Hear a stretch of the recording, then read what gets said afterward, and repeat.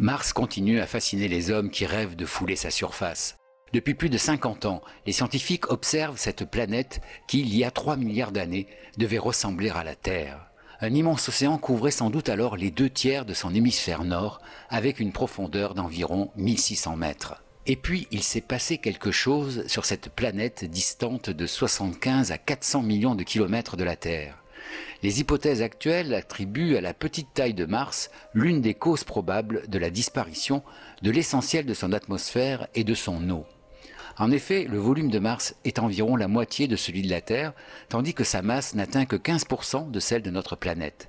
Sa gravité, elle, dépasse à peine le tiers de celle de la Terre. Ces différences ont, semble-t-il, empêché la planète rouge de conserver aussi bien son atmosphère que son eau.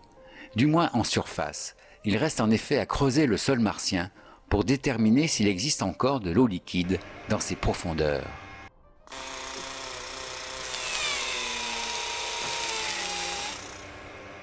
En attendant, les traces des océans et des fleuves disparus dessinent de véritables œuvres picturales à la surface de la planète rouge.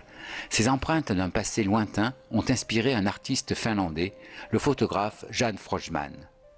Jan Frodman a utilisé les images en haute définition prises par la caméra IRIS de la sonde Mars Reconnaissance Orbiter qui depuis 2006 survole la planète en orbite à environ 300 km d'altitude.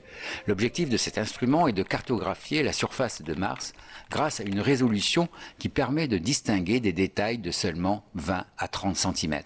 Le photographe finlandais est parvenu à reconstituer un relief en 3D à partir d'images en 2 dimensions.